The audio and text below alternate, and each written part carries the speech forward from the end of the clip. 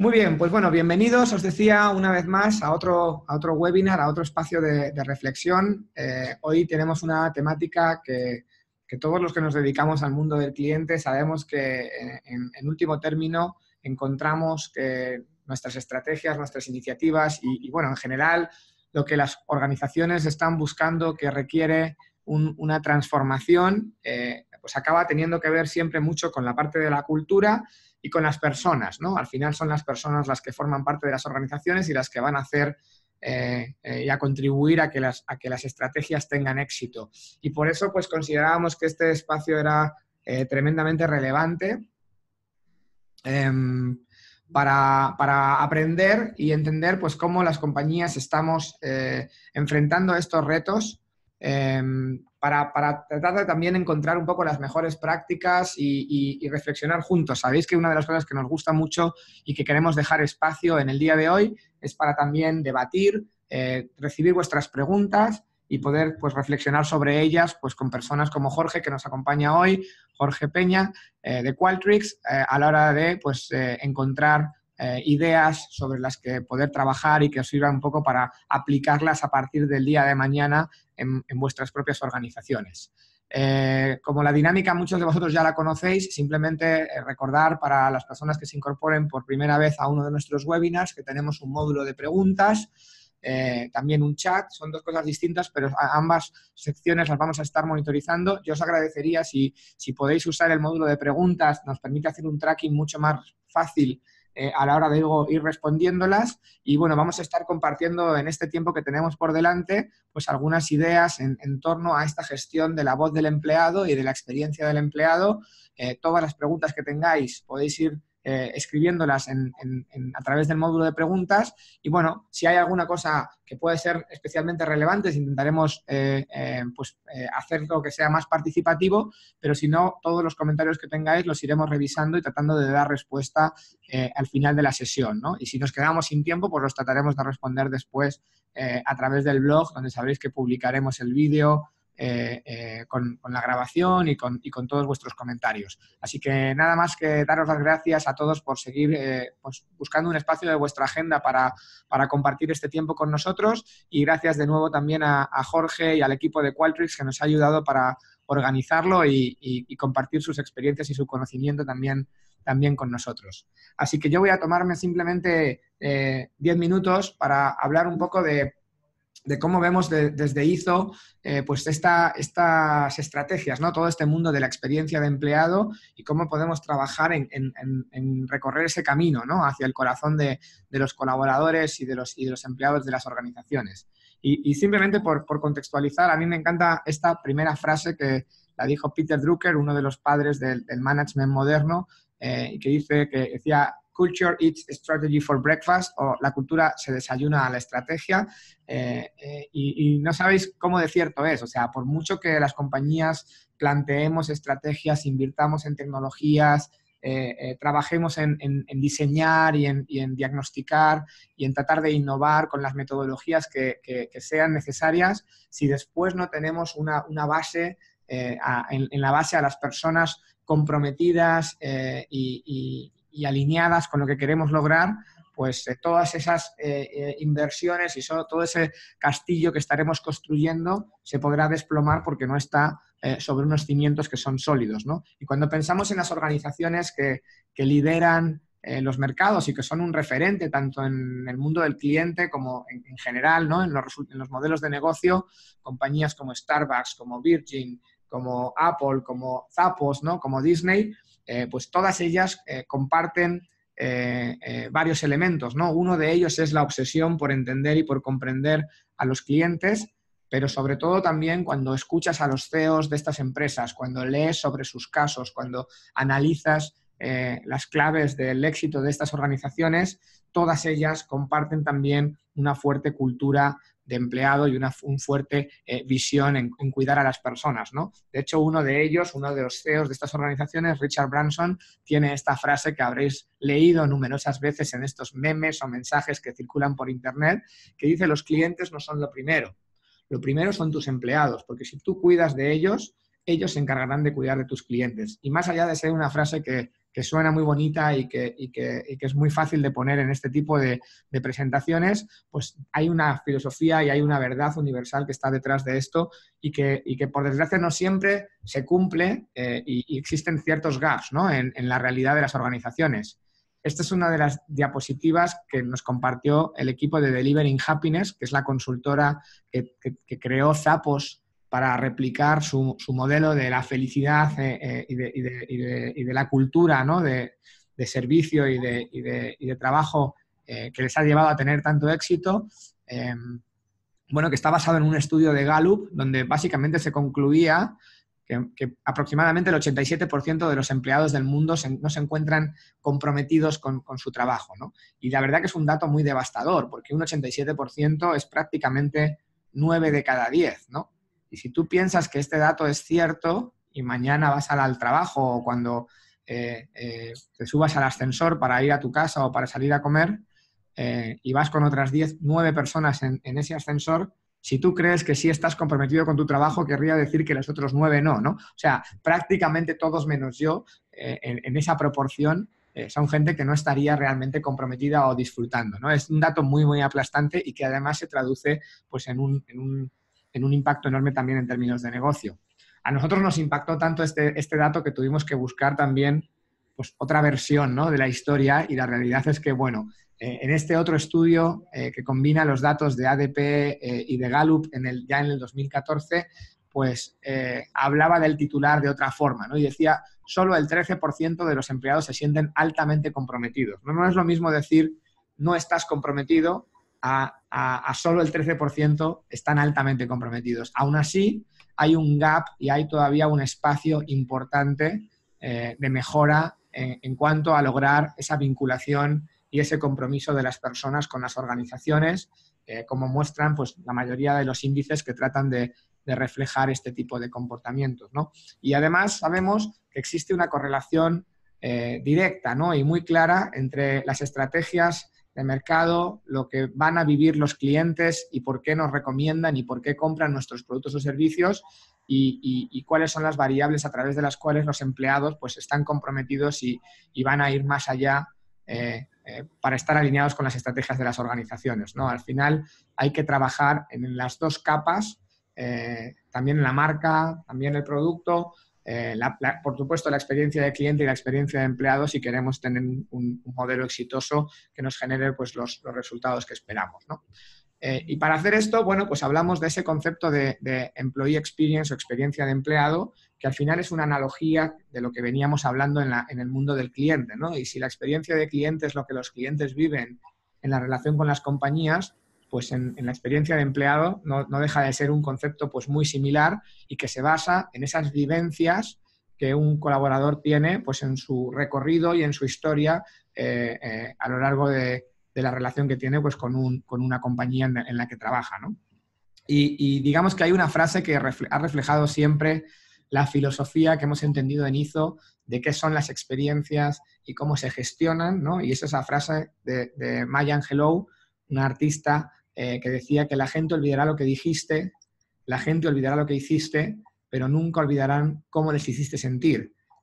Las emociones son el ingrediente principal del recuerdo y el recuerdo es importante porque es lo que condiciona los comportamientos y las decisiones futuras de las personas que tienen un impacto en el negocio, ¿no? Y esta frase y este mensaje es cierto tanto para el mundo de los clientes como para el mundo de la relación que tenemos con los colaboradores. De hecho, pues una de las principales tendencias que lo que tiene que ver con el employee experience hoy es esa oportunidad, ¿no? que hemos visto en replicar las estrategias, las metodologías, las herramientas que están teniendo éxito y que nos han servido en el mundo del cliente para tratar de competir, ¿no? y de atraer y fidelizar clientes para generar mejores resultados de negocio para nuestras compañías, pues replicar estas mismas herramientas y estas mismas metodologías en el mundo de los empleados, ¿no? Porque al final el propósito al que sirven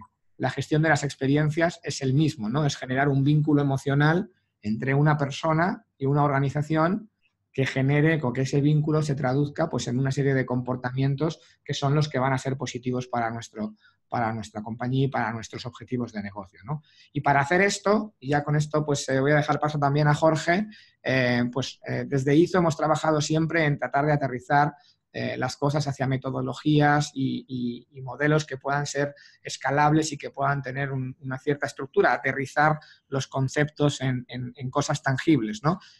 Históricamente hemos diseñado y hemos tenido pues, una metodología que nos permitía gestionar la experiencia de cliente pues, en un proceso o en un modelo, en un roadmap que incluía pues, toda la fase de escuchar, ¿no? Y de empatizar y de comprender y de diagnosticar lo que vivían los clientes y en este caso pues asociado a los colaboradores, utilizar todo ese conocimiento para aprender y traducir ese aprendizaje en mejores diseños, en un propósito para el lado del empleado, en una innovación, en rediseñar e innovar las interacciones que sean más críticas a la hora de generar esos recuerdos y esos momentos memorables en el mundo de nuestros colaboradores, operacionalizar eso a través en el caso de los clientes, de los procesos, en el caso de los empleados, pues de las políticas de recursos humanos, ¿no? Y tratar de medir también cómo pues, construir un modelo que explique el impacto que esto tiene en términos de negocio para la compañía, ¿no? Y después, pues trabajar en un esquema ágil que nos permita implementar las acciones de forma rápida y aprender a partir de los usuarios, ¿no? Pero independientemente de este proceso, pues siempre hemos sido conscientes que había 3 mecanismos que se tenían que trabajar de forma continua, ¿no? Teníamos que establecer una forma de gestionar y gobernar esta estrategia para coordinarnos entre las diferentes áreas de una organización. Necesitábamos trabajar en la cultura, ¿no? La comunicación, la sensibilización, la formación, en transmitir todos los mensajes que son relevantes para las personas a lo largo del tiempo, pero también, por supuesto, tenemos que tener mecanismos que nos permitan medir y escuchar de forma continua lo que piensan, en este caso, nuestros colaboradores y evolucionar pues esos programas de medición, ¿no? Que hemos tenido históricamente pues en lo que asociábamos a las encuestas de clima o algunas encuestas puntuales que se podían hacer vinculadas a procesos a lo mejor de formación o algunas acciones muy concretas y cómo esto debe de transformarse, ¿no? Y debe evolucionar si queremos que sea una palanca estratégica de nuestro proceso de transformación, escuchar a nuestros empleados, entender sus necesidades y ser capaces de tomar decisiones y accionar cosas en base a lo que ellos piensan, sienten y dicen, pues tenemos que también evolucionar y transformar las herramientas a través de las cuales la compañía puede escuchar, capturar esta información y accionar el cambio dentro de la compañía, ¿no? Y pues bueno, para eso tenemos hoy este espacio y contamos pues, con las aportaciones de nuestro partner, de nuestro socio, de nuestros amigos de Qualtrics, que dentro de su propuesta de valor tienen todo lo que ya conocéis del lado del Customer Experience y del Research, ¿no? De la investigación de la marca y del producto, pero que también pues cuentan con una pieza fundamental en su propuesta de valor que está enfocada específicamente en la voz del empleado y en cómo implementar pues estos programas para sacar el máximo partido y para aprovechar un poco las mejores prácticas de las que existen en el mercado. Así que, Jorge, te voy a pasar el control, o bueno, creo que tú puedes directamente solicitar el compartir la pantalla y arrancamos con tu parte te escuchamos atentamente. Ok, perfecto. Gracias, Carlos. Vamos a ver si esto me funciona. Estamos bien. Dígame si están viendo mi pantalla y si se ve claro. Sí, ya se está viendo. Ahora mismo se ve en el PowerPoint sin formato de presentación. No quiero ponerlo en formato de presentación porque cuando cambié el sistema operativo al nuevo de Apple, me causa problemas con Zoom Ningún problema. Entonces, Dale pero, ahí, se está viendo bien. Vamos, yo te puedo confirmar y yo creo que no hay ningún problema para seguir el contenido. ok, perfecto. Eh, quiero advertirles dos cosas. Uno, mi español es un poco rústico porque llevo años que no hablo todos los días, porque yo vivo en Utah ahora, soy chileno de origen, van a ver que tampoco tengo mucho acento chileno, he vivido en todas partes del mundo, así que me disculpan si uso palabras en inglés mezcladas con el discurso en castellano y la presentación está en inglés. Se les va a dar copia de todo esto. En parte también le puedo dar copia de los modelos si les interesa. Mi rol en Qualtrics, yo me ocupo de la parte, la transformación de negocios, que es la unión entre lo que nuestro producto aporta y los resultados económicos a las compañías que compran nuestro producto para mejorar el resultado financiero de las operaciones de la compañía. Por lo tanto, mi perspectiva en cuanto a la experiencia del empleado es un enfoque equivalente a la parte de eficiencia de un grupo de individuos que tienen como objetivo producir un producto o aportar un servicio o crear algo nuevo. La idea es la voz del empleado, la voz del colaborador, en contexto a cómo funciona una compañía, cómo funcionan los diferentes grupos dentro de una compañía y cómo el colaborador de forma individualmente opera de día a día. Por lo tanto, el título de esta presentación es La salud de un sistema. El sistema siendo, tomémoslo en un contexto más general, el sistema siendo una compañía que produce un producto X. Y esta compañía tiene un lado físico, que es la parte de fábricas y material bruto, que convierte en productos que son vendidos por un valor comercial. Todo el esfuerzo que se aporta en la creación y la fabricación y la venta de ese producto es un costo para la compañía. Gran parte del costo para la mayoría de las compañías es el costo de los empleados. Todo el valor intelectual está aportado por los empleados. Por lo tanto, el contexto de entender y escuchar y mejorar la cultura tiene que ser puesto en balance a lo que cuesta una operación, lo que cuesta un empleado, el tiempo que toma en mejorar la productividad a través de la salud del empleado. Por lo tanto, empezar con una perspectiva que dice, necesitamos mejorar la productividad. Es el mismo punto de vista que tiene una fábrica. Necesitamos utilizar el costo invertido en los modos de los medios de producción para sacar el mayor fruto del esfuerzo. En un contexto de máquinas, simplemente se lubrican, se cambian, se mejoran.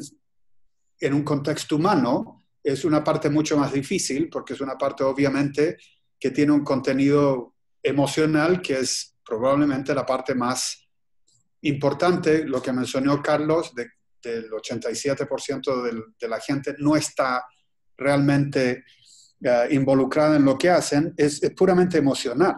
La gente va, hace lo que tiene que hacer, le pagan por lo que tiene que hacer, pero si uno le pregunta a la persona, ¿usted se levanta en la mañana con un deseo de ir a trabajar? 87% de la gente va a decir, no realmente. Y no es porque no son productivos, es que no están emocionalmente involucrados en ser productivos. Por lo tanto, en industrias como la nuestra, en el cual el 99% del costo es en los colaboradores, es muy importante pasar de un estado en el cual la máquina funciona con mucha fricción, le cuesta hacer lo que tiene que hacer, a un estado donde la máquina funciona con un nivel más fluido, donde funciona de una forma con más armonía y obviamente donde los colaboradores están en un estado emocional más contentos, más felices, más emocionados de ir a trabajar. Por lo tanto, tenemos que examinar el problema de la perspectiva siguiente. ¿Cómo funciona la máquina? De una forma muy simple. y cómo funciona el colaborador dentro de esa máquina. Entonces, si examinamos esta imagen, tenemos aquí el hecho de hacer el trabajo. Se asume, en toda compañía, se asume que el resultado del trabajo de un empleado se monetiza en algún momento. ¿Ya? Por lo tanto, este trabajador está cortando leña, tiene como inventario el bosque. El bosque representa un costo a la compañía, pero es un costo que en este momento no se ha convertido en dinero. La única forma de convertirlo en dinero es tener tres factores. Uno, el individuo que hace el trabajo. En este contexto, este individuo puede ser reemplazado por una máquina. ¿Ya? Entonces, hay que también mantener el punto de vista que el trabajo que hace un colaborador siempre está a riesgo de ser reemplazado por un proceso que se asume es más barato, es más eficiente, es más efectivo y produce resultados más, ¿cómo se dice?, de calidad más predecible. Una pregunta, Carlos. Si alguien quiere preguntar algo durante la presentación, ¿lo dejamos como preguntas al final o seguimos? Como tú prefieras. O sea, yo estoy monitorizando las preguntas. No sé si quieres que en algún momento hagamos algún break y te las vaya trasladando o de que hagamos el debate al final. Tenemos las dos opciones. De momento tenemos un par de preguntas que nos han trasladado, pero, o sea, podemos hacerlo en el momento que te sientas más cómodo. Ok, para mí funciona las dos formas igual. Lo que a mí me interesa saber es que no voy a pasar media hora y al final todo el mundo dice no entiendo nada de lo que dijo. Entonces, Bueno, si alguien, prefiero, me parece bien, Jorge.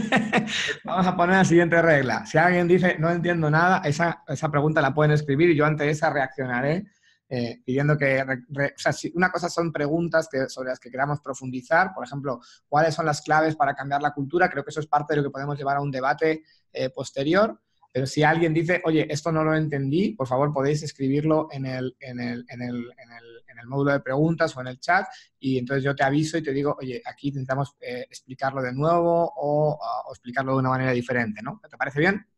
perfecto. Bueno, Entonces voy a asumir que por el momento estamos bien. Lo que quiero que entiendan es que el punto de vista es cuál es el objetivo de el enfoque a la salud del colaborador en contexto a cómo el colaborador funciona. Por lo tanto, quiero establecer en cierta forma las reglas del juego para que estemos de acuerdo en qué es lo que se mide, por qué se mide de cierta forma y cómo se utiliza los mecanismos de medida de la voz del colaborador en un contexto en el cual puede ser útil para mejorar cómo se establece un ambiente de trabajo que es más productivo. Y para poder entender eso, estoy aplicando estos conceptos y espero que los conceptos sean suficientemente entendibles para poder continuar con el resto de la conversación. Entonces, por lo tanto, esto es parte de trabajo que yo he hecho en los últimos 20 años en las industrias más grandes del mundo antes de venir a Qualtrics, que son exámenes de compañías que llegan a un punto de producción y a un punto de productividad donde el resultado final del trabajo, en cierta forma, aporta cada vez menos y menos valor económico porque se satura la capacidad de un individuo a hacer su trabajo.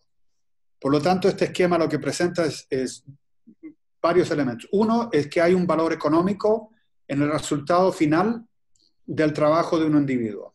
Y segundo, que existe un catálogo o un inventario de trabajo que requiere acción. Entonces, si asumimos que hay un bosque de árboles y que hay gente que le interesa la leña, pero el valor económico está en la leña, no en el bosque, hay que convertir el bosque en leña. Por lo tanto, ¿se necesita qué? Se necesita alguien que corte la leña y para eso tiene que ser un individuo que tiene el talento y los conocimientos para cortar la leña de una forma eficaz. Segundo, necesita la herramienta. Y tercero, necesita un proceso. La combinación de estas tres cosas requiere un entendimiento muy claro del valor que aporta cada una de esas de esos tres factores. Se puede uno enfocar en buscar trabajadores que tienen, digamos en este contexto, el aporte físico muscular para cortar de una forma productiva el bosque entero.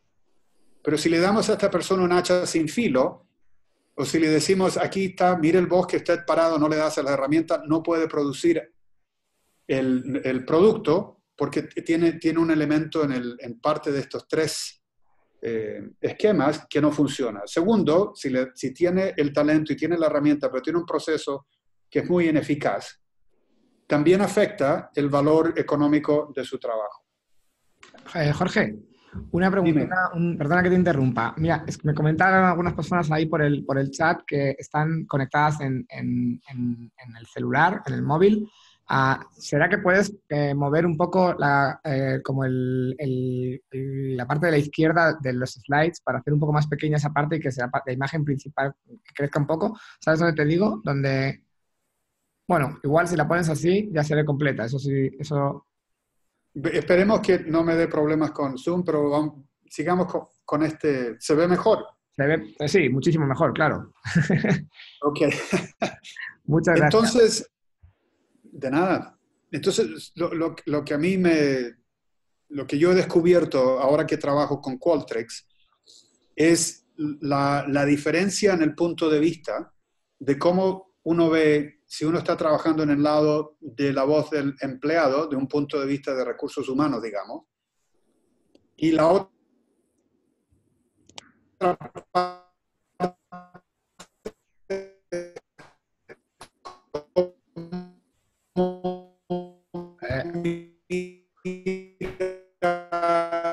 Jorge.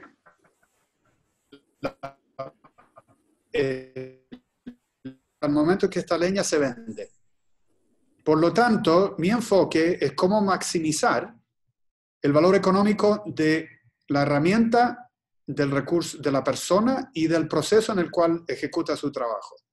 Si miras todo esto del punto operativo, la mayoría del tiempo, un individuo del lado que es dueño de los recursos humanos trata de reducir el costo de esta gente, maximizar las horas en que esta gente está cortando leña, tratar de reducir el costo de comprar herramientas que sirvan más, por ejemplo, cambiar esto por una motosierra, ¿ya? Y segundo, se enfocan menos en el proceso porque requiere mucho esfuerzo entender qué hay que hacer para que se sea diferente. Por lo tanto, el enfoque en la voz del empleado es decir, en este contexto, ¿qué necesita usted como el colaborador que está cortando la leña para hacer mejor el trabajo? Uno te va a decir, a mí no me gusta este trabajo, yo preferiría estar sirviendo café. Ahí tienes un problema y es importante entender que esta persona realmente hacer este tipo de trabajo no le interesa. Segundo, le preguntas, ¿por qué hace este trabajo y no sirve café? Una respuesta lógica sería, porque no sé servir café y este es el trabajo que yo sé hacer y por lo tanto no me puedo emplear haciendo otra cosa. Por lo tanto, se siente obligado a hacer este tipo de trabajo. La segunda dice, este me paga mejor. Lo otro puede ser que prefiero estar afuera que estar adentro. Lo tercero puede ser las horas de trabajo de este me apetecen más que las horas de trabajo del otro. Entonces, la parte de escuchar al colaborador es muy importante porque si yo estoy tratando de optimizar, convertir el bosque en leña, si no me enfoco en lo que es importante para esta persona, tengo un elemento en mis constraints, ¿no es cierto?, que yo no puedo activar. Por lo tanto, lo importante es saber qué es lo que necesito saber yo de este individuo para que este individuo haga el trabajo de la mejor forma posible, porque yo no gano dinero a menos que tenga leña para vender. Por lo tanto, pasamos a una etapa un poco más técnica en la conversación y espero que no los pierda, los confunda. Pero el trabajo tiene dos perspectivas. Todo tipo de trabajo funciona exactamente igual como define este modelo. Hay un contexto de tiempo y hay un contexto de lo que yo sé o no sé hacer en ciertas partes de mi tiempo. Si yo empiezo como nuevo colaborador, estoy empezando en el esquema aquí. yo asumo que el 100% de lo que tengo que hacer no lo sé hacer bien. Y una parte es que si yo no sé hacer bien el trabajo, mi trabajo, el resultado de mi esfuerzo, no tiene valor económico. A medida que yo voy reduciendo mi nivel de ignorancia, que en cierta forma es lo que representa esta curva, va aumentando el valor económico de mi trabajo. Por ejemplo, nosotros aquí, cuando contratamos un empleado nuevo en ventas, tenemos una escala de trimestres. Cada 3 meses se mide la productividad de un nuevo empleado, de un nuevo, voy a usar la palabra colaborador, que aporta una cantidad económica a la compañía. Por lo tanto, si se le da a esa persona una cuota anual, se asume que el primer trimestre va a asumir 1/4 de esa cuota. Y luego el segundo trimestre, y se asume que al final del año va a llegar al número al cual se le ha contratado para poder contribuir al valor económico de la compañía. Pero si ese empleado se demora mucho tiempo, ¿no es cierto? Mantiene mucho tiempo en un estado de ignorancia, no entiendo lo que tengo que hacer, no hay nadie que me explique cómo lo que tengo que hacer. Y cuando lo hago mal, por lo tanto lo tengo que hacer 2, 3 veces. Mantienes, ¿no es cierto?, este problema para el dueño de ese empleado, digamos, el jefe de ventas, digamos, que dice, yo el costo lo tengo igual. El nivel económico, el valor económico de este empleado en este momento, ¿no es cierto?, es mucho más alto que el valor económico que aporta. Por lo tanto, tienes que tener un límite de tiempo en el cual llegas a un nivel de conocimiento en el cual has eliminado la mayoría de las cosas que no entiendes. Y por lo tanto, puedes asumir que lo que sabes hacer, los estás haciendo bien, lo estás haciendo a nivel productivo y lo estás haciendo a nivel en el tiempo que necesitas hacerlo, en el cual yo puedo convertir el producto de este empleado en un artefacto económico. Ahora, la mayoría de los problemas, cuando se empieza a medir estos factores de cultura, se asume que en una cultura buena, como la que demostró Carlos, esta curva, la velocidad en que el individuo aporta un valor económico útil, al mismo contexto que elimina lo que no entiende y aprende, es más rápido. Se ocurre en tiempos más cortos, porque la cultura es una cultura donde se acoge a la gente, donde se ayuda a la gente, donde se colabora con la gente, donde la gente tiene deseo de ir a trabajar, por lo tanto, contribuye más de su persona al esfuerzo del trabajo.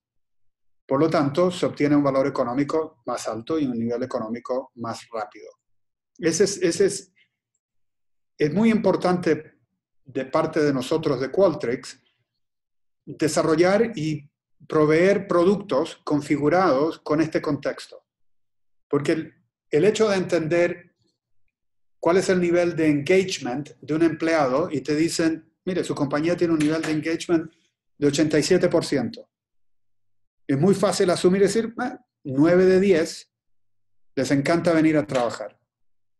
¿Ya? Y luego, si no examinas de las 10 personas, cuál es el valor económico que esas 10 personas aportan a la compañía y el valor económico de la persona que dice, a mí, fíjese, no me encanta venir a trabajar todos los días. ¿Qué pasa si esa persona es la que aporta más nivel económico? Los otros, que les encanta venir a trabajar, si no entiendes por qué vienen a trabajar y qué valor económico aportan, no puedes asumir que un nivel de interés, de engagement, es equivalente a un valor económico. ¿Por qué es importante entender esto?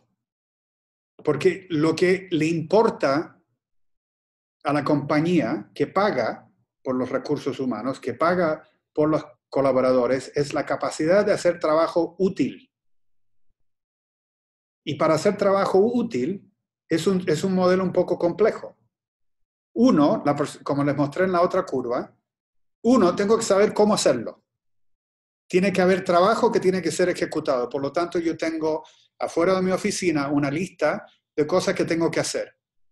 Se asume que esa lista de cosas que tengo que hacer han sido definidas porque la compañía tiene objetivos de negocios. Necesito producir 10 veces más de lo que produzco hoy.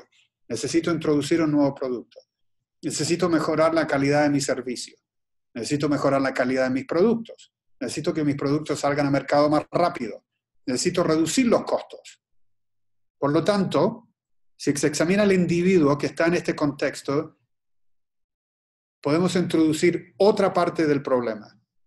¿Cuánto tiempo pasa este individuo haciendo lo que es útil? La palabra clave aquí es trabajo útil, no trabajo. Es trabajo útil, y trabajo útil es trabajo que se convierte en dinero. Por lo tanto, lo más importante en este esquema de entender es cuánto tiempo pasa este individuo que quiere venir a trabajar, sabe hacer lo que tiene que hacer, está feliz en haciendo su trabajo en un ambiente bueno. ¿Cuánto tiempo pasa haciendo trabajo útil? ¿Y cuánto tiempo pasa haciendo trabajo inútil? Y por trabajo inútil hay 3 partes de este esquema que voy a elaborar en un momento. Pero la mayoría de nosotros tenemos distracciones. Distracciones, por ejemplo, de ir a una reunión en la cual han solicitado nuestra participación, pero no sabemos claramente cuál es el aporte y por qué tenemos que estar ahí. Por lo tanto, perdemos 1 hora en algo que uno dice, eso no contribuye a lo que yo tengo que producir en este esquema. Lo otro puede ser que los procesos para ejecutar mi trabajo tienen muchos puntos de fricción. Tengo que hablar con 10 personas antes de poder obtener un permiso para hacer algo, ¿ya? El tercero puede ser que no entiendo claramente cuál es el objetivo final de lo que tengo que hacer y cómo se mide mi productividad en contexto al esquema más grande. Por lo tanto, cuando llega el momento de definir si me van a dar un aumento o si me van a promover, me dicen, fíjese, usted no ha hecho lo que nosotros esperábamos que usted hiciera en el tiempo que le dimos, en el contexto que le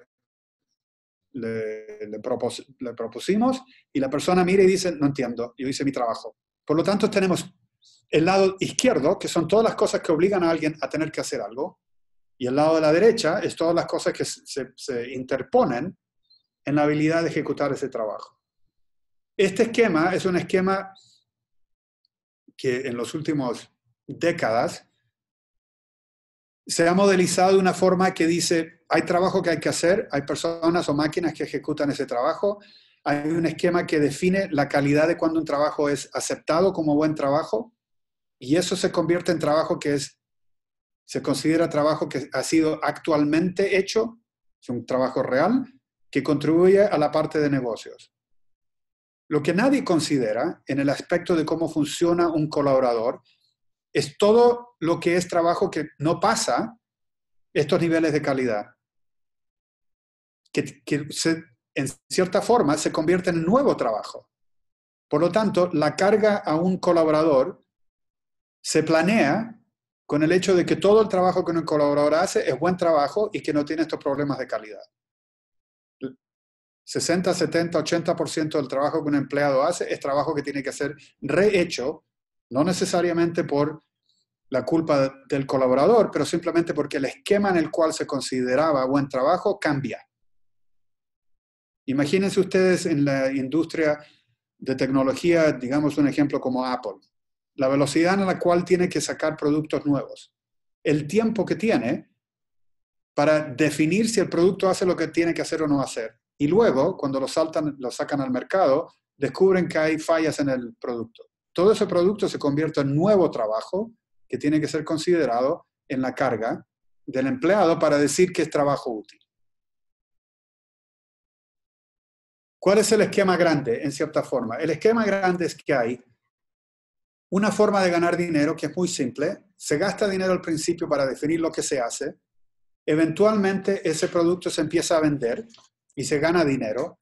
En el mismo tiempo se sigue gastando dinero para producir este producto, y la diferencia entre estos dos es lo que se gana.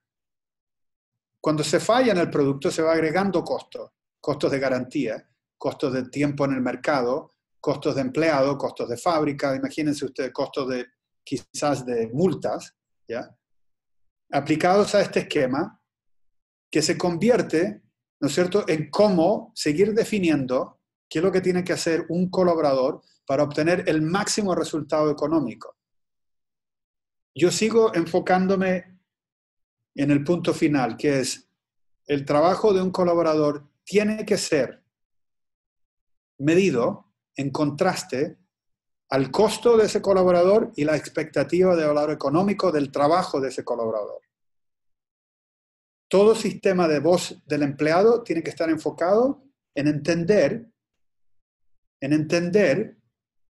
que lo que yo tengo que optimizar es lo que hace el colaborador con su tiempo, dónde distribuye su tiempo, cómo cambio la distribución de ese tiempo, porque no le puedo agregar más horas al día. ¿Ya? Un factor que se ha utilizado por mucho tiempo, que causó muchos problemas económicos, muchos problemas culturales en los últimos 20 años, ha sido uno, la automatización, el reemplazo de seres humanos por máquinas, el reemplazo de seres humanos en un contexto geográfico y económico por un factor económico, geográfico, económico más barato, todo lo que ha sido outsourcing.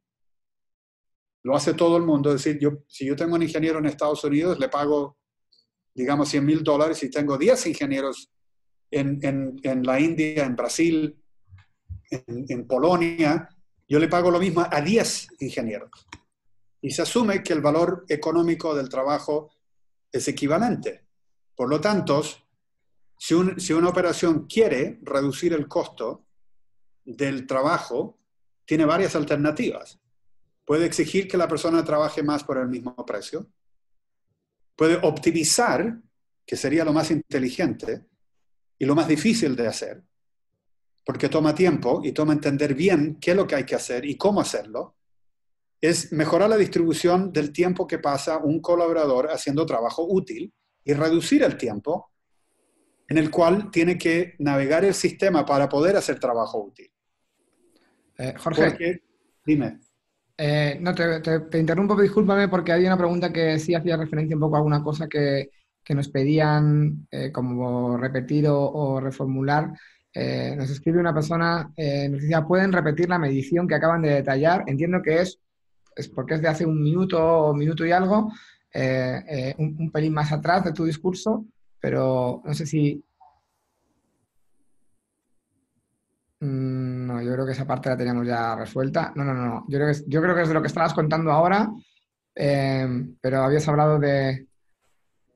Es que no tengo muy claro si voy a pedirles que me den más detalles, si no. Ok, lo voy a explicar qué representa este esquema. En estudios que yo he hecho con compañías como John Deere y Coca-Cola y Apple, compañías grandísimas donde tienen muchos empleados, dicen, un ejemplo muy claro es una compañía, una de las compañías más grandes del planeta que produce productos agrícolas, digamos, es John Deere. El problema más grande que tenía John Deere hace 3 años, tenía un esquema económico en el cual la parte de colaboradores era central a poder obtener los resultados finales. John Deere es una compañía que ha existido por más de 100 años. Tiene una cultura fabulosa.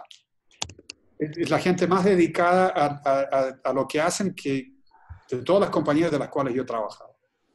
Adoran el trabajo, adoran el producto. La marca es muy conocida.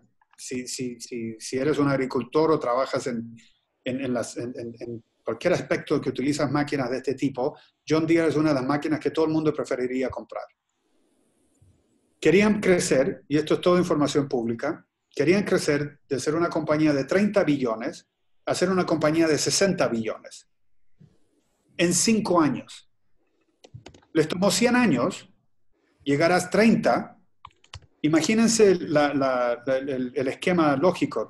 ¿Cómo duplico el tamaño económico de mi compañía sin duplicar el costo y llegar a 60 billones en 5 años? Entonces, el enfoque es, produzcan más máquinas. Ningún problema. Construir más fábricas, ¿no es cierto? Manejar el metal, ningún problema. La parte mecánica, la parte de fábrica, no era el problema.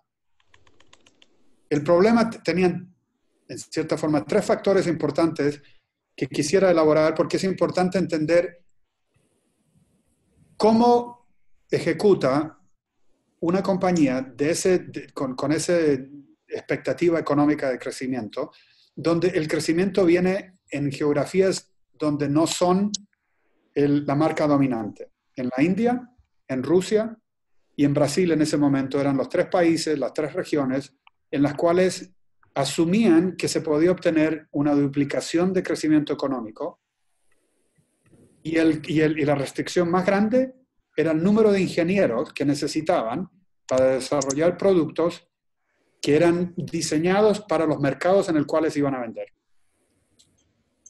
Necesitaban contratar, asumieron que según el nivel de productividad con este esquema de aquí, y no entendían que este esquema realmente existía en el momento. Asumieron que necesitaban 12.000 ingenieros. Necesitaban contratar 12.000 ingenieros, necesitaban educar a 12.000 ingenieros para que fueran productivos y producir y diseñar productos que pudieran ser fabricados en un periodo de 5 años y duplicar el valor económico de la compañía. Un problema bastante difícil. Segundo problema, los ingenieros que tenían en ese momento, hace 3 años, eran todos basados en Europa y en Estados Unidos. La edad de esos empleados eran todos de los 40 y 50 años, les quedaban, en el esquema de ellos, edad productiva de 5 a 10 años, en la mayoría de los ingenieros, entonces asumían que la mitad del valor productivo de esos ingenieros lo iban a perder al final de 5 años. Entonces no solo tenían que contratar 12.000 nuevos ingenieros, tenían que reemplazar los ingenieros que iban a perder porque llegaban a una edad donde se podían jubilar. Y luego, el tercer problema era que tenían que traspasar el conocimiento de ingenieros que habían hecho este trabajo por 30 años a jóvenes que estaban contratando en India, en Brasil y en China, que no hablaban necesariamente inglés y que nunca habían trabajado para John Deere y que venían recién saliendo de la universidad. El cuarto problema era que no podían reemplazarlo con los ingenieros contratados en Europa y en Estados Unidos por 2 razones. No habían suficientes ingenieros interesados en trabajar para John Deere, querían trabajar para Google y Apple y Amazon, y no habían suficientemente volumen de ingenieros graduándose en estos países. Entonces, si ustedes examinan el problema de la voz del empleado, en ese contexto, lo primero que había que hacer es obtener cuál es el nivel de enfoque de los empleados que tiene ahora, porque es el primer recurso humano el cual tiene que optimizar. Entonces el enfoque es dónde pasa su tiempo, 8 horas al día, 9 horas al día, 40 horas a la semana, ¿qué es lo que hace? Y descubrimos que la mitad del tiempo era lo que el empleado, lo que el colaborador consideraba es el valor de lo que me están pagando. El aporte que yo hago que se puede considerar trabajo útil. El resto del tiempo lo paso perdido en el proceso de hacer mi trabajo, en reuniones, en cosas que yo, como colaborador, no considero sean útiles. Por lo tanto, el enfoque, no se pueden agregar más horas al día, es cambiar el esquema, decir, ¿qué es lo que tengo que entender yo del colaborador para cambiar de 50 a 75%? Porque esto no lo puedo eliminar completamente. Tienen que ir a reuniones. Ciertas de estas reuniones son reuniones de colaboración en diseño. Otras son, necesita aprender algo nuevo y tiene que pasar el tiempo aprendiendo cómo hacerlo. ¿Ya? Lo otro, la gran parte del problema para los colaboradores de experiencia es que empezaron a extraer el tiempo de estos individuos a mandarlos a China, a Brasil y a la India a entrenar cientos de nuevos ingenieros. Por lo tanto, estos empleados consideraban que eso era pérdida de tiempo. Cuando cambiamos el contexto, decir, no, enseñar a alguien a hacer algo es duplicar tu valor productivo, no en tu persona, pero en otra persona. Pero causó problemas culturales. El problema cultural era que un empleado que llevaba 20 años con John Deere, que lo ponen en un contexto, debería entrenar empleados nuevos en otros países, primero que nada, no entienden la cultura, no entienden el idioma, y en culturas como China, por ejemplo, descubrieron que cada vez que enseñaban algo y preguntaban, y esto es importante para entender la voz del empleado de una forma geográfica, cultural, era que el empleado siempre decía que entendía. Entonces, ¿está claro lo que le expliqué? Sí. ¿Entendió lo que le dije? Sí. ¿Lo puedo dejar solo para hacer su trabajo? Sí. regresaban a Estados Unidos, un mes después se dan cuenta que nada de lo que había hecho ese empleado era útil. ¿Por qué? Porque culturalmente había sido condicionado a respetar al profesor y decir que no entiendes es no ser respetuoso. Por lo tanto, en este proceso se va entendiendo que si no se mantiene un enfoque en el contexto de cómo un empleado hace su trabajo para que cuando obtengamos la voz del empleado sea algo útil, estamos perdiendo el tiempo. Si a esos mismos empleados se les pregunta, ¿le gusta a usted levantarse a la mañana e ir a hacer su trabajo? Todos van a decir que sí. Y vamos a asumir que todo está funcionando bien. Si le preguntamos al empleado que enseñó, ¿considera usted que el esfuerzo de enseñar a alguien ha sido útil? La persona en el primer mes va a decir sí. ¿Por qué? Porque todo el mundo al cual yo le enseñé me dijo que entendía todo lo que yo expliqué. Si vas y le preguntas a los empleados a los cuales le has enseñado cómo fue la experiencia, va a decir maravillosa. El profesor que vino con 30 años de experiencia y pelo gris, fabuloso. ¿Aprendió algo? Sí. ¿Le gustó el proceso? Sí. ¿Está feliz de estar con John Deere? Sí. Y luego, ¿qué pasa? Mides el valor económico de su trabajo y descubres que un mes más tarde no es útil. ¿Cómo equilibras estas dos perspectivas? El hecho de que todo el mundo en el contexto de la voz del cliente, de la forma como preguntamos las preguntas, el tiempo en el cual preguntamos, el contexto en el cual preguntamos, lo que creemos que estamos midiendo, no coincide con el valor económico del trabajo. Estamos perdiendo el tiempo. ¿Por qué esto es difícil? Porque todo lo que pasa bajo la superficie, en este contexto de un iceberg, es muy difícil de cambiar. ¿Cómo funciona la compañía? Está todo bajo la superficie. La gente ha sido contratada, ha sido entrenada, procesos han sido puestos en lugar, sistemas, la cultura de la compañía, todo navega en esta forma y lo que medido está pasando acá arriba. Entonces, ¿qué medimos? Lo que pensamos que es útil. Lo que se hace mucho en experiencia lo hacemos nosotros, en la voz del empleado, es medir el proceso de onboarding de un empleado nuevo. Y le preguntamos, una semana después que ha empezado, ¿qué le preguntamos? ¿Qué le pareció la experiencia de onboarding? ¿Le gusta su escritorio? ¿Le gustan sus colaboradores? ¿Le parece todo bien? ¿Está usted contento? ¿Qué otra explicación va a dar un empleado después de una semana? Por supuesto, estoy feliz, por eso que vine aquí. No hay muchas cosas negativas que pueden pasar en una semana, ¿ya? Pero lo consideramos que es una métrica útil. Quizás no es. Y luego vamos midiendo el primer entrenamiento, el segundo entrenamiento, la primer nivel de trabajo, el primer trimestre. Y mantenemos todas estas medidas y estos resultados acá arriba. Medimos la experiencia, pero no sabemos cómo utilizarla para cambiar lo que está pasando acá abajo. Porque lo que tratamos de medir es muy común en mi experiencia, lo que he visto de los últimos 3 años, es que estamos buscando la respuesta que nos gusta más. Que todo está bien. Por lo tanto, de cierta forma, estamos condicionados a medir cosas que por factores de una razón u otra, normalmente dan respuestas positivas. Es muy difícil para un nuevo empleado decir después del trimestre, decir, mi jefe es un idiota. El método de entrenamiento y las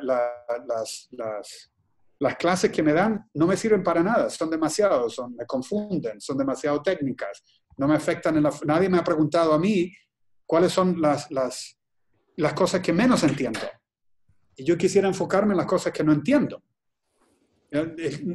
Preguntamos, ¿le gustó la comida? ¿Está el clima de acuerdo? ¿Le parece bien que le dejamos venir al trabajo con el perro? Y todas esas cosas. Y las respuestas siempre van a ser positivas porque yo creo que hay una parte de la psicología del factor humano que sabemos que cambiar esto acá abajo es muy difícil.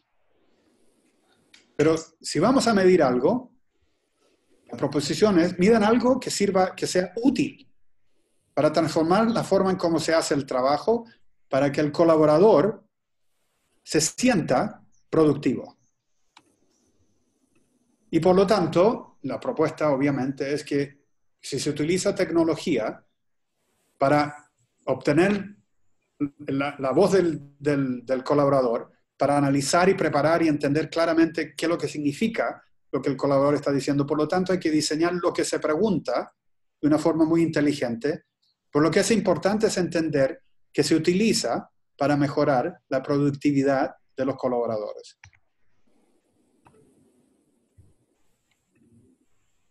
Esto es muy difícil por dos factores, porque hay dos tipos de datos.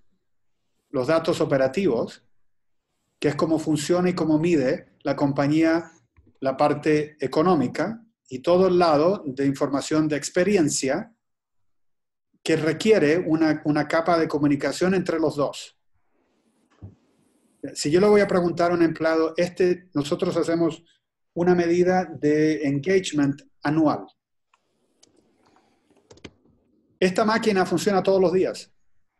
Está aportando cuánto está ganando la compañía, cuánto nos costó este día, cuántos clientes ganamos, cuántos clientes perdimos, cuántas llamadas tuvimos a nuestro servicio de clientes que dice que el producto ha fallado en 10 cosas, cuántas llamadas tenemos de que están contentos, cuánta dificultad tiene un vendedor en ganar una propuesta, etcétera, etcétera. Todo esto ocurre aquí. ¿Y qué hacemos? Le preguntamos a nuestros empleados una vez al año si están felices haciendo lo que están haciendo. ¿Cómo tomo yo decisiones, que son decisiones de dinero y tiempo, en este contexto?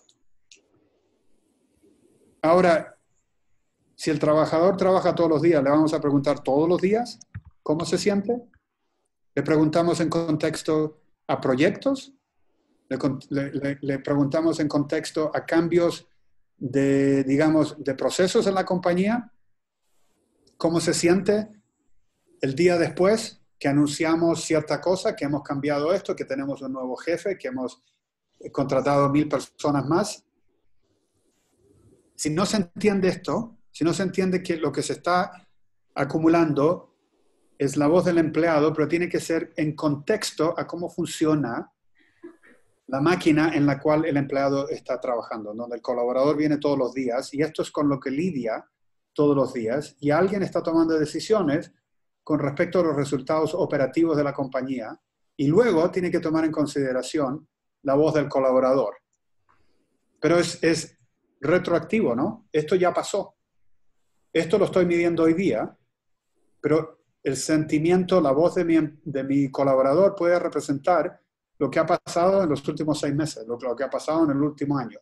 ¿Qué utilidad tiene entender lo que está pasando aquí en contexto a lo que pasa todos los días para que yo tome decisiones que me van a costar dinero y me van a costar tiempo y que van a cambiar el ambiente en el cual mis colaboradores están trabajando? Voy a saltarme un poco de esto porque creo que es mucho y voy a pasar a la última parte. Si miramos un ciclo de vida de un empleado en un contexto de 10 años, uno de los factores más claros que todo el mundo entiende es la línea roja. Es el costo de ese empleado. Se asume que cada cierto tiempo el costo del empleado va subiendo, ya sea porque se le ha dado aumentos, ya sea porque se le da un aumento por costo de vida, porque el valor económico de ese empleado ha subido, etcétera, etcétera. Pero no hay ningún esquema en el cual, a través del tiempo, el costo de un colaborador no suba. Lo otro que se asume es que hay un esquema de productividad. La curva azul. El empleado empieza en el día que se contrata con un costo X y con el tiempo va aprendiendo a hacer lo que tiene que hacer y llega a un esquema que hay dos factores aquí. Uno, que es el normal, que la productividad del empleado, si no se le motiva, si no se cambia, si no se le paga más, si no se entiende qué es lo que motiva al empleado, si no se le educa, va perdiendo productividad. Esto es productividad económica. No es lo que le cuesta a uno al empleado, no es que el empleado no esté haciendo el trabajo, pero el valor económico del trabajo va perdiendo valor con el tiempo. Por lo tanto, hay que entender cómo cambiar ese esquema. ¿Qué tengo que hacer yo? ¿Qué tengo que entender yo de mis colaboradores para mejorar y seguir manteniendo el valor económico del trabajo de ese colaborador para estar en una curva verde? Eventualmente se asume que, como cualquier máquina, con el tiempo la máquina produce menos. Ahora, eso se puede cambiar si es que el empleado va siendo promovido y va asumiendo nuevos roles en el cual se mantiene siempre en un periodo de más o menos aquí, ¿ya? Antes de que este empleado llegue a ser menos productivo, se le da un trabajo nuevo, se le enseña algo nuevo. Y por lo tanto, un esquema de 10 años, lo que hay que entender es cómo entiendo yo la diferencia entre este valor económico que voy perdiendo y este costo que voy adquiriendo, mantenerlo en la zona verde, que es reducir la pérdida económica del valor económico del trabajo de un colaborador. Y por todo esto se puede monetizar, se puede calcular costos de cuánta inversión tengo que hacer, cuál es el beneficio que obtengo de hacer esa inversión, etc. Y con eso, yo creo que es, por razones de tiempo, voy a terminar aquí y abrirlo a preguntas.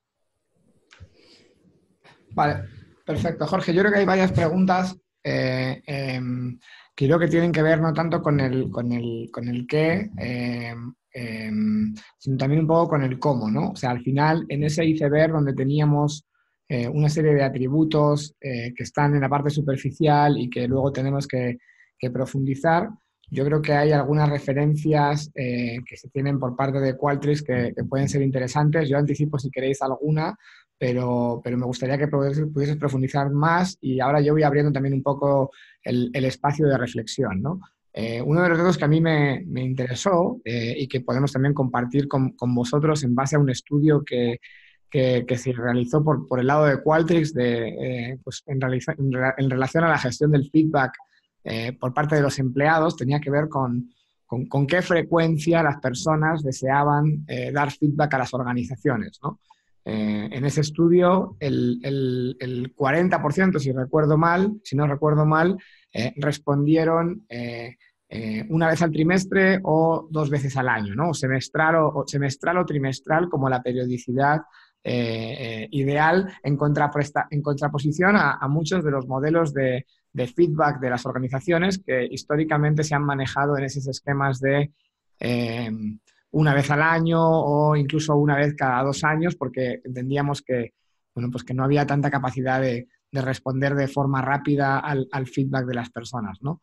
Y ese es un dato que a mí me ha interesado mucho en cuanto a cómo están evolucionando los sistemas de medición hacia un esquema de mayor frecuencia, que de hecho es algo que ya pasó, ¿no? En el lado del cliente, pues veníamos de hacer a veces encuestas también una vez al año y cada vez más los modelos se van funcionando en un modelo mucho más de tiempo real, ¿no? Y que tú comentabas también, no solo en esta diapositiva, sino también en la una o dos más adelante que tenías donde viene el X-Data y el O-Data, ahí teníamos esa visión también de, bueno, con qué frecuencia podemos preguntar y obtener información que ayude a compensar un poco la toma de decisiones y entender cómo combinamos pues, los dos puntos de vista, ¿no? Información que funciona muy en tiempo real con las opiniones de los usuarios. Entonces, me interesa que comentes un poco y que puedas compartir. Hay algunas preguntas que hacían referencia a, pues bueno, cómo podemos mapear y enfocar las preguntas, ¿no? Cómo haríamos para medir la experiencia de los empleados y cómo podemos bueno, pues construir esos cuestionarios o estas interacciones de feedback que nos permitan recoger lo que realmente se debe de medir, que sería la parte de abajo del iceberg. Sí, de acuerdo.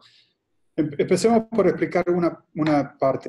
Lo primero es, hay esquemas en los cuales se pregunta a un empleado de una forma regular cómo se siente en la parte del engagement, ¿no es cierto? Y obtener en cierta forma una medida de la temperatura del sentimiento de todos los empleados. Eso es importante. Lo otro es decir, yo quiero optimizar una función. Yo quiero optimizar la función de ventas. Por lo tanto, me puedo enfocar en medir nada más la parte de los vendedores de la compañía. Entonces, es un esquema en el cual la operación que anda acá abajo, que dice, yo necesito mejorar la productividad de mis recursos actuales. Porque no puedo invertir más dinero en contratar más colaboradores, lo que necesito es mejorar la productividad de los colaboradores que tengo. Por lo tanto, es un estudio diferente. El estudio en este momento es decir, ¿qué es lo que hace un colaborador que vende? La primera parte que es importante, como hemos discutido, es entender dónde pasa su tiempo, qué es lo que hace, qué es lo que encuentra útil, qué es lo que encuentra no útil. Por lo tanto, empezamos a entender esta parte. ¿Cómo está haciendo esta persona el trabajo? Porque es una voz del colaborador que tiene un enfoque diferente a simplemente medir el estado actual de la salud de todos los empleados. Por lo tanto, el esquema tiene que ser que esto no es algo que ejecuta la función, digamos, de recursos humanos en una compañía. Ellos son los dueños del proceso de la voz del empleado o del colaborador, pero a la gente que le interesa el resultado para poder activar algo mejor, tiene que ser las operaciones que son dueñas de los colaboradores.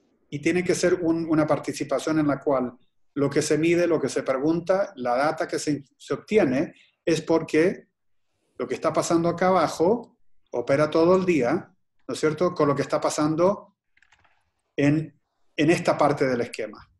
Por lo tanto, si yo quiero saber cómo mejorar la productividad de un grupo de colaboradores, yo diseño lo que pregunto aquí para informar esta parte. Ahora, ¿cuándo se hace? ¿Cómo se hace? Depende de la necesidad de esa entidad que es dueña de los colaboradores para entender y poder hacer algo rápido.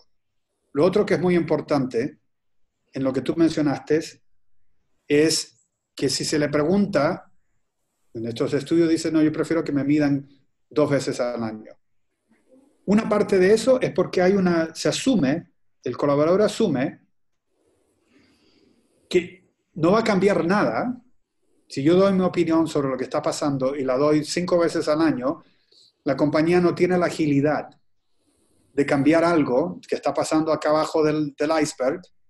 Por lo tanto, que me pregunten este mes, el próximo mes y el próximo mes, le voy a dar la misma respuesta porque no han cambiado nada. Por lo tanto, asumen que cada 6 meses es quizás probable que la compañía tenga la agilidad de cambiar algo a la cual me han preguntado mi opinión. En compañías como la nuestra, de tecnología que cambia a una velocidad, ¿no es cierto?, trimestral, digamos, es importante saber lo que está pasando con una frecuencia más alta. Si estás produciendo un producto de larga duración como una turbina de avión, no vas a cambiar nada en un año. ¿Ya? No vas a cambiar nada en 2 años.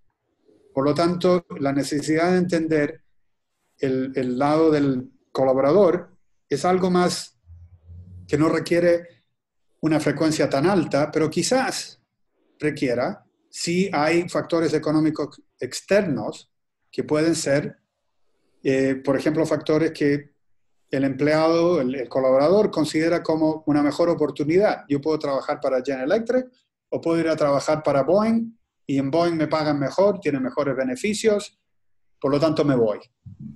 ¿Ya? Es el mismo trabajo, digamos, soy un técnico o un ingeniero que trabaja, pero prefiero trabajar allá porque me ofrecen algo mejor.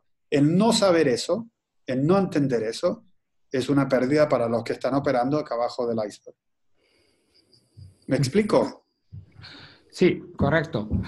Tenemos como unos 20 minutos todavía de tiempo. Hay varias preguntas, entonces voy a tratar de pedirte una cosa que sé que es muy complicada y es que para tratar de cubrir el máximo número de preguntas posibles, hay algunas que pueden ser un poco más trascendentales y quizá debemos dejarlas para un café en el que nos podamos encontrar todos. De hecho, como también aprovecho para compartir con vosotros en el próximo marzo.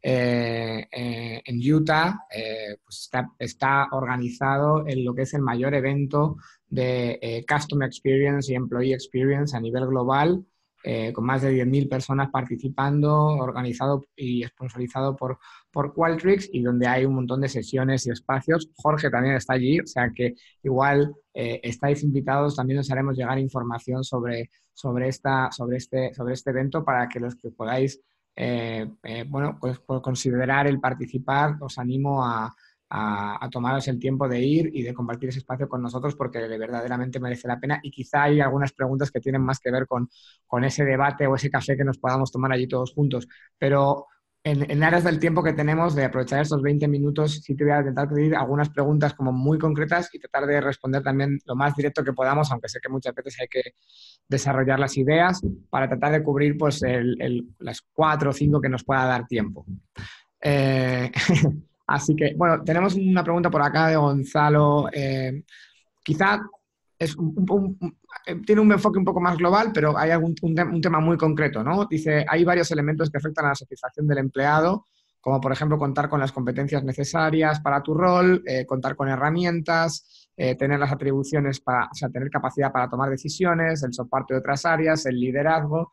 La pregunta es, en tu perspectiva, ¿hay algún otro elemento importante que afecte a la satisfacción? Si hoy hay algún elemento que consideremos más importante que otro. Sí, uno de los elementos más importantes depende de la industria. Es la competencia que tenemos para mantener al empleado satisfecho. Por lo tanto, si tenemos una competencia, si hay competencia muy alta y hay el lado de supply es muy bajo, se supone, en la industria actual de tecnología. Se necesitan muchos ingenieros. Hay pocos ingenieros. Hay que ir a buscar ingenieros en otros países. Poder mantener un ingeniero feliz es una batalla de todos los meses. Uno es por el trabajo que hacen.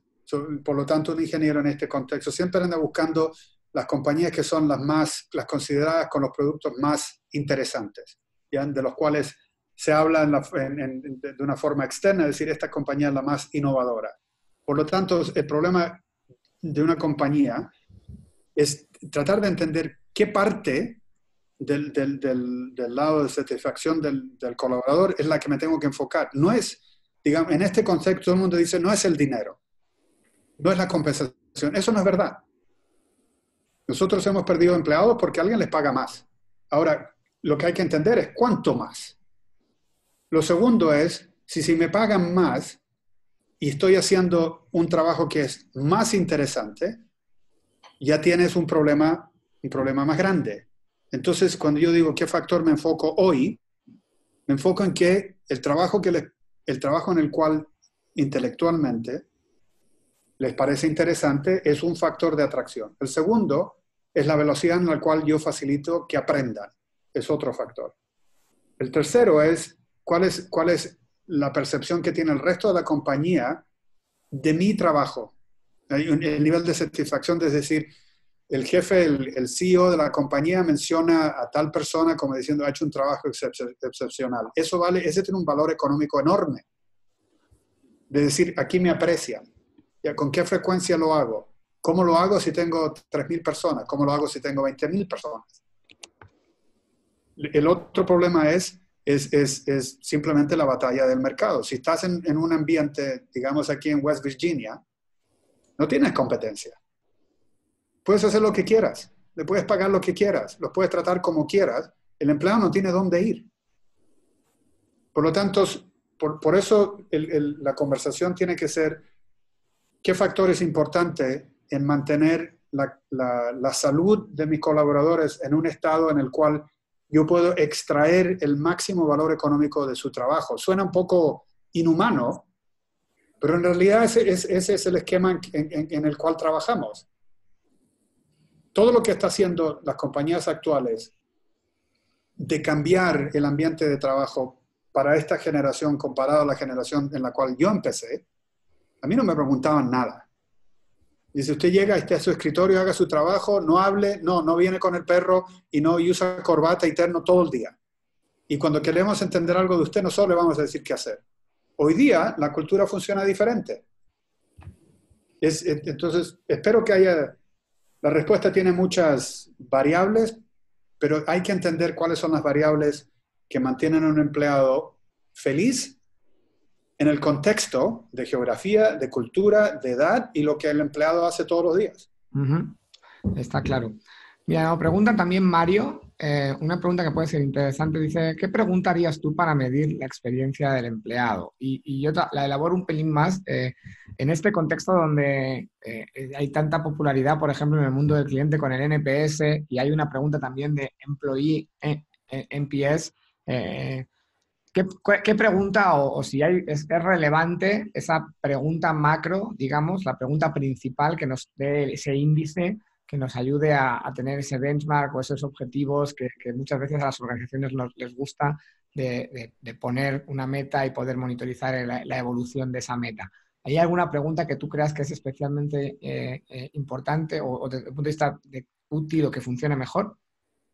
Mira, la que yo he encontrado que me apetece más a mí de forma personal y encuentro que representa muchísimo, es preguntarle a la persona, cuando usted se levanta en la mañana, ¿quiere ir al trabajo o no? Ujú. Porque representa casi todo, ¿no? Uno, sí, porque no tengo nada más que hacer y quiero salir de la casa. Lo otro puede ser, sí, porque me encanta la gente con la cual trabajo. Sí, porque me fascina lo que hago. Sí, porque me pagan muy bien y si no voy a hacerlo, no me pagan. Pero incluye casi todo. Porque cuando uno se levanta en la mañana y dice, esto es lo que voy a hacer hoy, y luego lo considera tengo que hacer mañana, pasado, y lo voy a hacer por cuánto tiempo, hay ciertos trabajos en los cuales la gente dice, yo no espero el momento de levantarme porque me fascina ir a hacer lo que hago, porque me da satisfacción personal. Pero hay carreras, hay trabajos en los cuales eso ya es parte del DNA de la persona y del trabajo, la parte de rescate, la parte de médico, la parte en la cual todos los días estás ayudando a alguien a tener algo mejor y tienes satisfacción personal en feedback personal todos los días. Haces a alguien feliz todos los días. Eso es más difícil hacerlo si eres un ingeniero escribiendo programas de software. No va a venir nadie todos los días a decirte how happy you make me. ¿Ya? Pero esa pregunta incluye muchísimo. Ujú. La utilizamos muy poco. Pues, pues sí, yo no la he visto tan frecuentemente. Mira, hay una pregunta de Julia que puede ser una reflexión, pero vamos a intentar hacerla breve, pero te dice, ¿qué pasa cuando el área de talento humano tiene toda la apertura para conocer cómo está el colaborador, no solo en lo positivo, sino también en lo negativo, pero en las demás áreas no realmente? Entonces, la visión del colaborador es que talento humano hace todo para que yo esté bien, pero mi jefe no, y cómo esta disrupción puede afectar a su vida útil y a su productividad. Es excelente pregunta, porque ahí explica este problema. Nosotros queremos saber qué es lo que piensa el colaborador. Yo pienso que mi jefe, que mi esquema me tratan mal. Si no existe una forma de utilizar esa información de una forma útil, mejor no preguntar.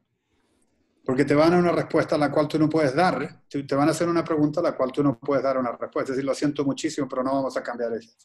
Lo siento muchísimo, pero este jefe es la mejor persona que tenemos en este momento y no tenemos a nadie más. Lo siento mucho, esta persona es hija del CEO, por lo tanto no vamos a cambiar nada. Entonces, si se entiende bien cómo funciona esta máquina aquí, lo más importante es saber cuál es el contexto de cómo funciona lo que está debajo de la superficie, para no ir a preguntar cosas de las cuales tú sabes perfectamente que no hay posibilidad de cambio. Eso causa aún más frustración, en la cual al final, cuando haces las encuestas y cuando haces estos estudios, los colaboradores siempre te dan la respuesta que tú quieres escuchar. Todo está bien, ya, no me pregunte más. Y lo que pasa entonces es que este sistema se autoconvence de que está haciendo todo bien.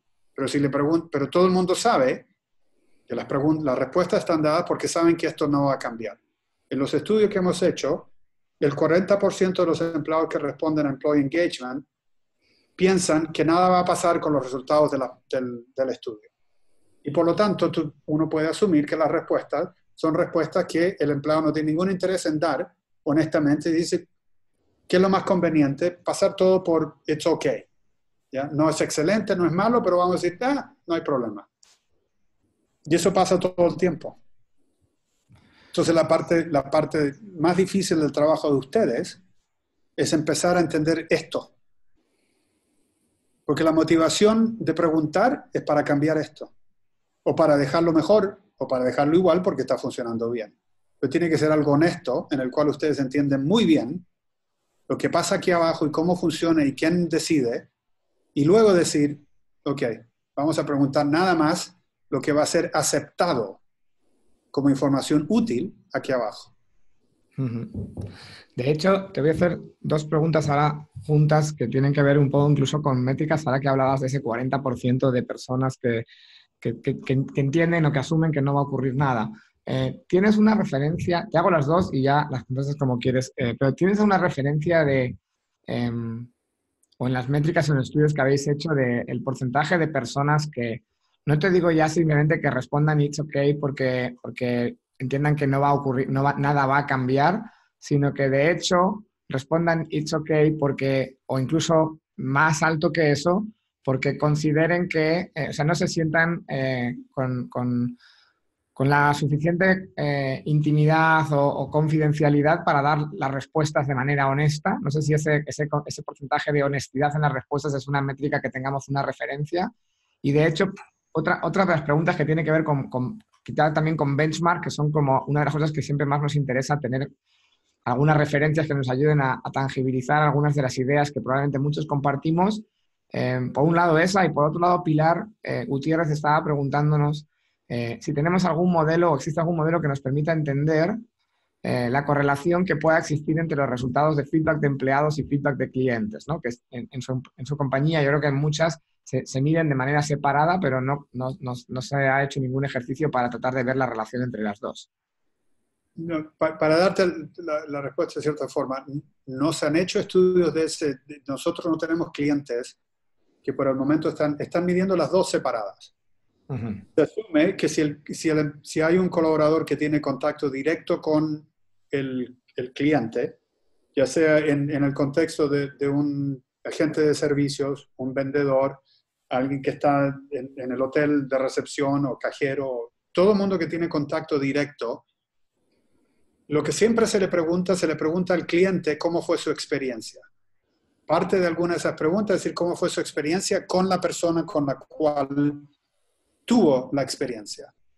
Pero no se le pregunta, no he visto muchos casos, no creo que tengan alguno a la mano, en el cual se le pregunta al colaborador, en contexto a una mala experiencia, definida por el cliente, ¿por qué reaccionó o hizo lo que hizo? Porque la gran mayoría del tiempo, es el proceso del sistema que obliga al colaborador a hacer algo de una forma que lo que pasa acá abajo le ha dicho tiene que hacerlo. Si alguien viene y dice, le voy a dar un caso típico, personal. Compramos un microondas de Whirlpool, al mes el microondas falló, lo llevé de vuelta a la persona que me vendió, a la tienda que me vendió, me atendieron muy bien, muy amable. Ok, nosotros nos encargamos del problema. Le pregunté, ¿cuánto tiempo? La persona me dice, no sé, depende de la compañía. Ya uno empieza a tener una relación con esa persona. Es decir, ¿cómo no sabe? Usted vende este producto. Pero la persona continuó a ser muy amable. Me dijo, en el momento que yo sepa, lo informo. Muy bien, pasó una semana, no sé nada de nada. Llamo a la persona de nuevo y me dice, no sé nada todavía de Whirlpool con lo que está pasando. Le digo, oiga, deme un microondas nuevo, tiene nada más un mes. No es la práctica de esta compañía de reemplazar inmediatamente el microondas por uno nuevo. Lo tenemos que reparar. ¿Ya? Entonces, en ese contexto, yo soy ahora un cliente que no está feliz. Si Whirlpool me pregunta a mí cuál fue su experiencia con el representante nuestro, decir, fue fabulosa, una persona muy amable, pero no me resolvió el problema. Y les garantizo que nadie le está preguntando a ese individuo, oiga, ¿cómo puede haber hecho usted su trabajo mejor? Porque tiene un cliente que no está feliz con usted, pero no feliz con el resultado. Usted tiene que haber hecho algo mal. Y en ese momento es porque el proceso que tiene esta compañía, es decir, nosotros nos reemplazamos, reparamos, y ahora me dicen no tenemos la parte, o ese producto ya no lo hacemos, o tiene que venir de otro país, se va a demorar un mes. ¿Qué hace el empleado? Nada. Pero es con la persona con la cual yo estoy lidiando y soy la primera persona con la cual yo me voy a enojar. Por lo tanto, el empleado, midan pregúntele en ese momento a esa persona cómo se siente trabajando en ese contexto. Esa persona no va a estar feliz tampoco. ¿Por qué? Porque le dicen, usted tiene que ser amable, usted tiene que tratar al cliente como si fuera el rey, pero yo no lo voy a ayudar para nada a hacer ese trabajo. ¿Por qué? Porque nada de esto acá abajo ha cambiado. Entonces, para responder tu pregunta, muy pocas compañías lo hacen porque saben que esto no lo van a cambiar. Por lo tanto, obligan al personal a ser amable, a sonreír, a no enojarse, a pesar de que tienen un cliente que puede estar muy enojado. Las aerolíneas tienen este problema todos los días, ¿ya? Y tratar de lidiar con un problema que el proceso de cómo funciona esa máquina no va a cambiar.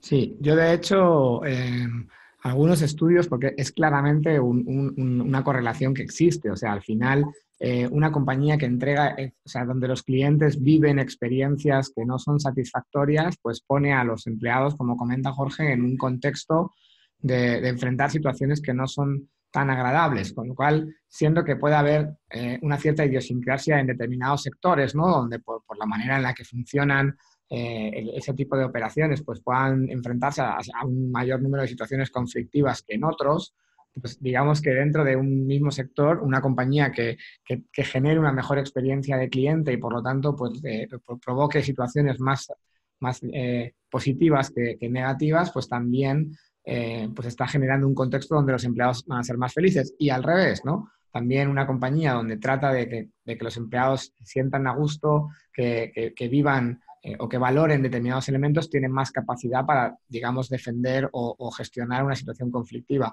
Yo sí vi un estudio que fue desarrollado por Temkin Group, que de hecho o sea, ha sido una de las últimas también adquisiciones de Qualtrics.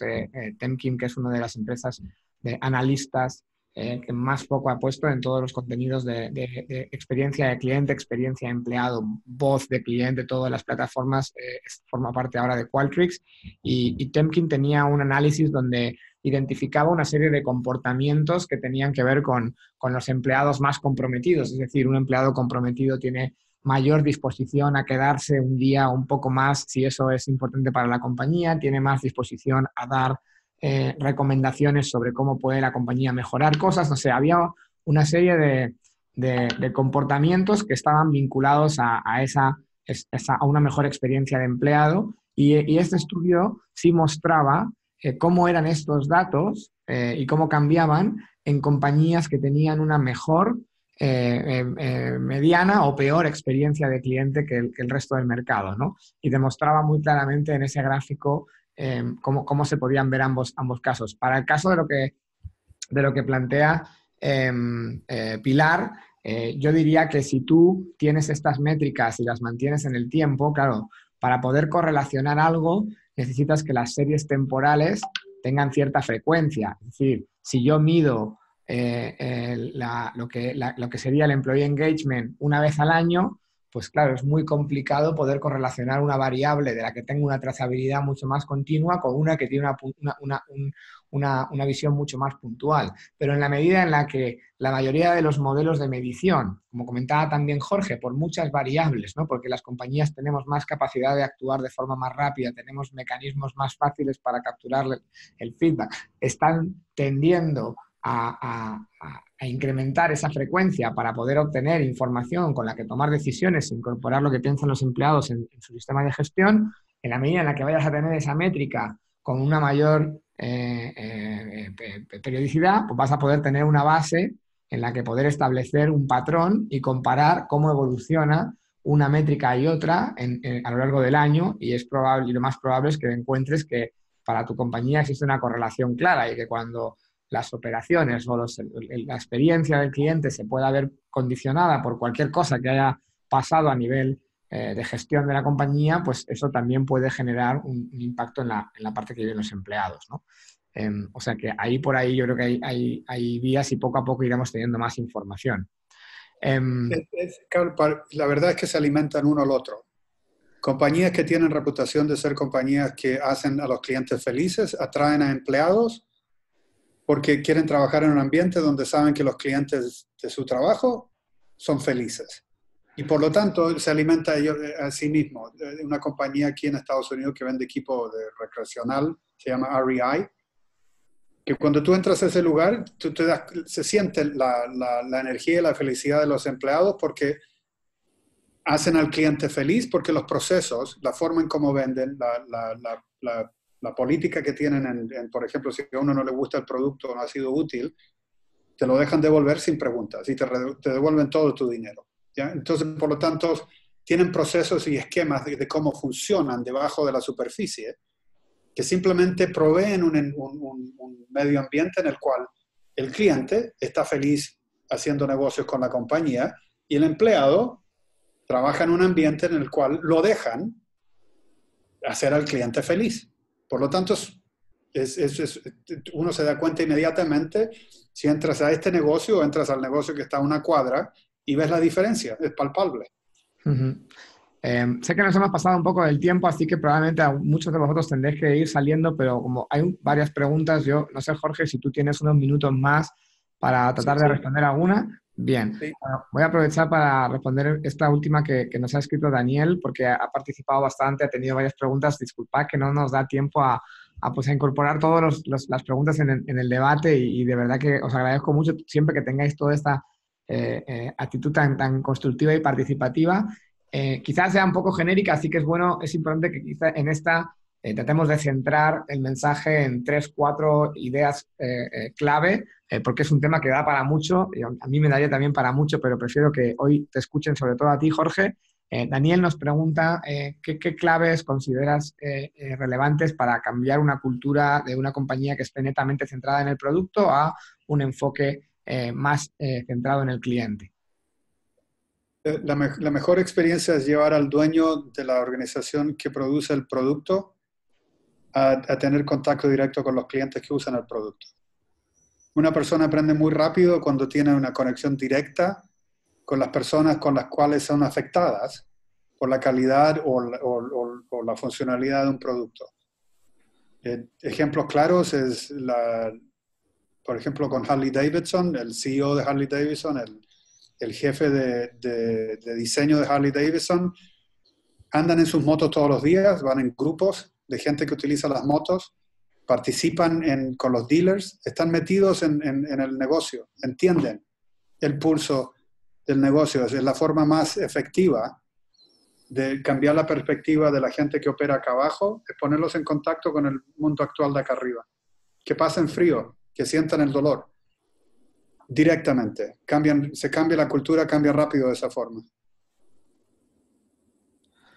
Sí, totalmente. De hecho, a veces en las pequeñas empresas donde el dueño del negocio está en contacto directo con el cliente, es como mucho más fácil el escuchar y accionar en base a lo que los clientes piensan, ¿no? Es compañías más grandes es donde esta distancia se amplía y por eso también las herramientas y los mecanismos o los programas de voz de cliente y voz de empleado son importantes como catalizador de este proceso de cambio, ¿no? Porque si quieres que el foco en el cliente y el foco en el empleado esté dentro de la toma de decisión, digamos que lo que opinan clientes y empleados debería de escuchar lo que opinan clientes y empleados debería de formar parte del día a día de las personas que toman decisiones en las organizaciones, ¿no? Y eso implica que para hacerlo de manera eficiente necesitas tener pues, unas herramientas que te ayuden a capturar, a identificar la información clave y a ponerla a disposición de forma sencilla para que eso pueda ocurrir en un entorno escalable, ¿no? Porque cuando estamos hablando de miles de empleados y millones de clientes, pues esto toma una dimensión en la que necesitas incorporar. Hay una parte también de la visión de Qualtrics que a mí me parece súper importante. Seguro que alguna vez lo habréis escuchado y tienen bastante contenido que está disponible. Cuando hablamos de la data con la cual se gestiona una organización, ¿no? Y donde Qualtrics habla de lo que llama el OData, el Operational Data, ¿no?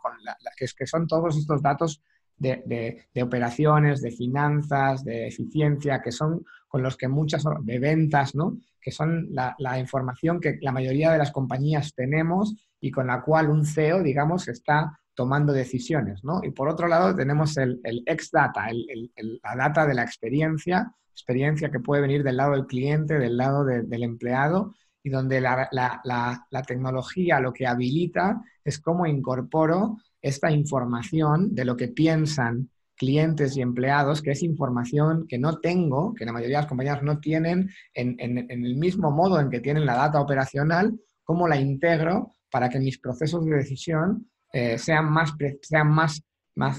mejor diseñados, porque estoy combinando lo que ya tenía, ¿no? y los elementos con los cuales he gestionado el negocio tradicionalmente con una serie de piezas que me permiten que mis decisiones estén mejor guiadas, ¿no? Porque estoy incorporando lo que piensan y viven mis clientes y mis empleados en mi estrategia y en mi toma de decisión. Para mí eso, más allá de que la tecnología te lo habilite desde un punto de vista funcional, conceptualmente es la gran aportación que yo veo con Qualtrics, y que por eso trabajamos juntos en este tipo de modelos. No se trata de hacer encuestas, se trata de incorporar una pieza estratégica en la forma en la que gestionamos una organización, ¿no? Por ahí es un tema, pues yo creo que muy importante, ¿no?